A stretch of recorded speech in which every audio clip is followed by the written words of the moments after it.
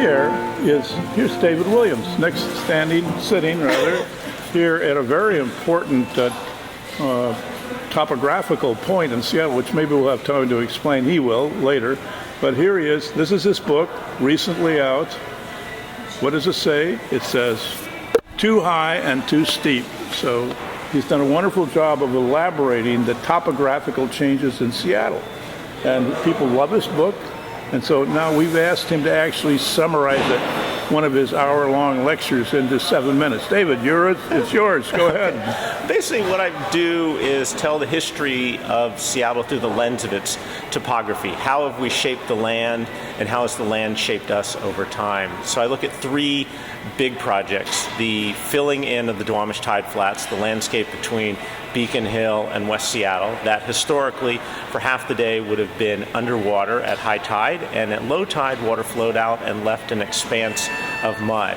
And so this chapter explores the hows and whys of filling in that landscape, creating about 2,200 acres of new land. It starts with a guy named Dutch Ned dumping sawdust from Henry Esler's sawmill and continues all the way up until about the 19-teens with the filling in with sediment of the land. I'm going to interrupt and say the next thing Gene and I are doing after we leave you is we're going up and look at Dutch Ned's gravesite. Right. Right. That's what we're doing after we leave you. Oh, funny.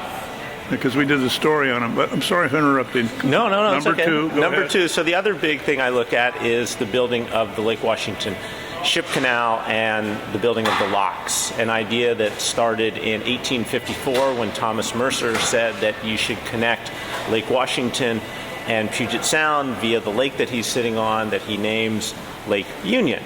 And so this chapter explores the building of the locks, what were the drivers, but it also looks at the environmental and ecological changes in the landscape over time, what resulted from the building of the Ship Canal and the complete replumbing of Lake Washington. And then the third chapter, and the one that directly relates to where we are right now, is the regrade of the Denny Hill, the 5 regrades from 1897 to 1930. And so the goal of that chapter was to tell the story, talk about R.H. Thompson, the great city engineer, Reginald Heber Thompson, but also to tell the story of the hill. Where does the name come from? Who lived in this landscape? Why did they do it? What were the drivers? What were the results of removing this hill that was 100 feet above us? So where we are right now was the historic high point, 4th and Blanchard, and this was the greatest removal of dirt, about 100 feet. And this hill removed about 11 million cubic yards of dirt. Just to compare, Bertha, if she ever goes through, will remove about 850,000 cubic yards of dirt. So each of these projects was far beyond anything that we can imagine, and certainly far beyond anything that's taking place in the Seattle landscape at this time. Well, that's a good summary. And as you mentioned, we're here at 4th and Blanchard, where the highest of the 2 Denny Hill summits was, right above us. And you told us just before we turned the camera on that you had actually called up the owner of this building and suggested maybe he'd like to mark that point on the side of this building up, about 10 floors? About 10 floors, yeah, more or less. What was his response? And when I suggested this idea, his response was, "It doesn't resonate with me," and which I've never understood. It seemed like such a simple and elegant way to explore Seattle history. But it was even a more elegant way of putting you off. Yeah. I didn't have anything to say at that point. The conversation ended. What was the word again? Resonate. Resonate. Yes, that's sort of he must spend some time in France or something. He's got, he's sort of a sophisticated put down. Or Big Sur, Or Big Sur. Right, yeah, exactly. But when we went to Europe together, when I was getting my Yes, passport. you wanted to do resonating cathedrals. No. That's another story. We don't have time for it. But when I was getting my passport at the Federal Building, who was in line next to me? this guy, Mr. What's his name? Martin Seeley. Martin Seeley, I recognized him. He had to get a passport too. So Vox, we had the same power at that instant. Both of us had the same privileges and same responsibilities. We both had to stand in line for a passport. That's what we call egalite fraternite. Yeah, thank you. See, we. I have a question here. Do we have another question to ask? You had a question about Yeah. 4th and Blanchard, Well, we just did that. right? But part of the house, or how I came up with that. or- Yeah. How did you come up with that picture, the one we're using? Yeah. Well, it's interesting.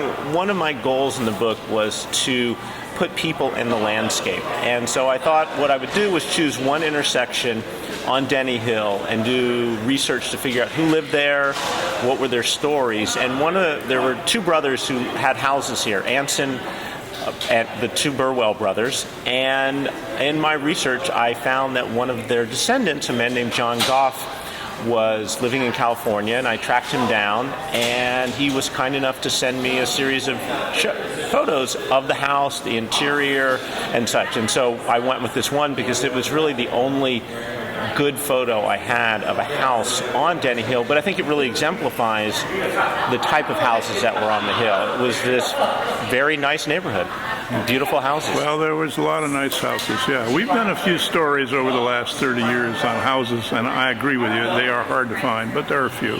There are a few. Yeah. As far as I know, only one still exists.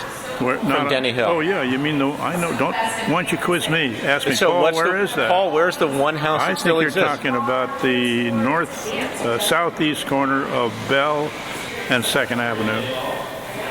The Belltown Funky Studios? Well, whatever it is. It's Yeah, a Gothic structure that above a tavern, And Next used to the be- Mexican food place. Yeah, Yes, right. exactly. Am I right? Yes. As far as I've been able to track down, that's the only building I found that you're still right. exists. Didn't you have a eureka moment, Paul, Yeah, when you see, found that? that's really important in my history of studying these subjects.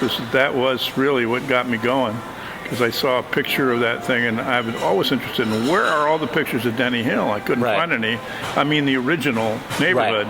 I saw that, and I just sort of thought, that looks like it might have. This is before the regrade. Right. That might have. And so I did a story about it. It's in the first now Yeah. and then book. Yeah, I mean, it's interesting because there were probably a good number of houses were actually moved off of Denny Hill. One of the ones in this intersection of 4th and Blanchard, the owner sold the house just before the regrade of 1908 to 1910.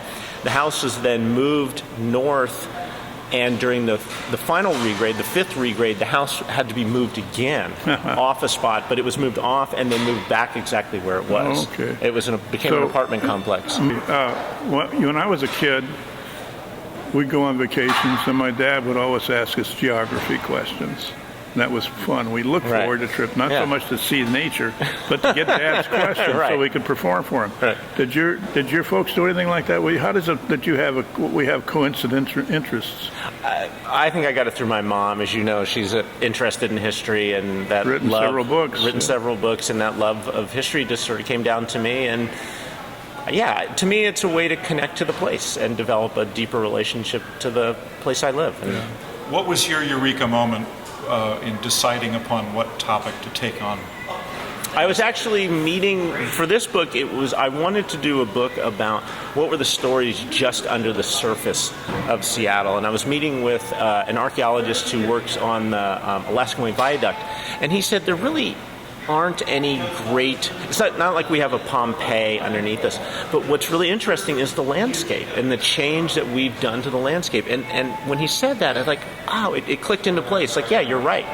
That's the story, is how we do have a Pompeii of history underneath us of landscape change, and as dramatic as any place in the country. Now, I was hoping that in this book you would sort out all the claims about underground Seattle and the different elevation changes in Pioneer Square. Did you do that? I looked into it and tried to piece together some of it. I didn't. You fled from it in fear, didn't you? It's complicated, as they say in modern terminology. I think in our Now, don't get first too personal with video, this. I think Paul said exactly the same.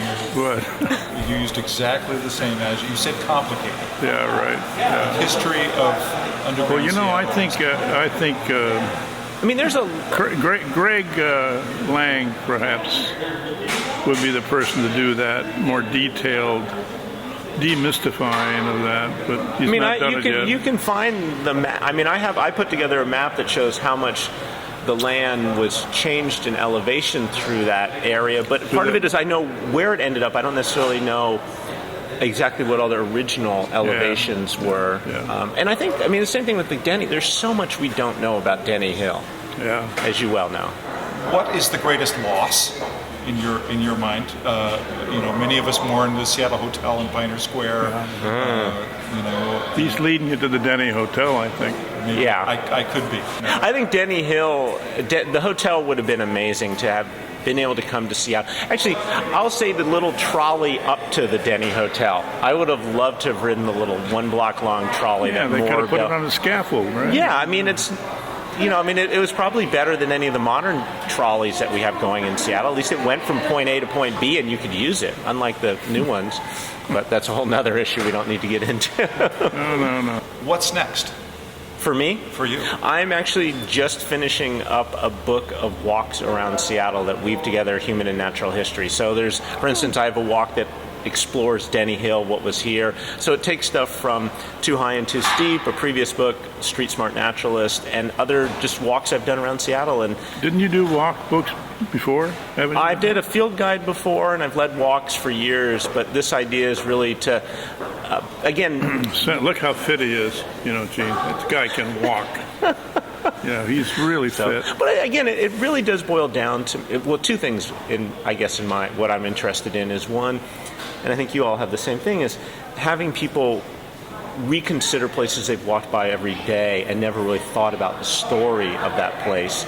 But also, again, this idea of connecting people to the place they live. What are the stories of landscape and how do they, and that they still affect us. I mean, that we're still affected by the fill that we did in the tide flats. I mean, we are still being influenced by the fact, how different this city would be if Denny Hill were right here now. I mean, I've sort of joked that we're sort of rebuilding Denny Hill with all these buildings. We should just throw a big carpet over it and we'd have Denny Hill again. Yeah, So. somebody else suggested that before you. It was the columnist in the Times, very good humorist. Can't think of his name. But anyway, here it is. How much does it cost? $30. $30, not a bad deal. My mom really. says it's worth at least twice that. Diana loves it. Diana, who's my editor, loves this book. What else? Any last word? Not that we haven't already run way beyond. No, I can't think of anything. All right. Well, Thank you. Thanks for showing up. Thank you. Thank you, Bye-bye. David Wade. Yeah.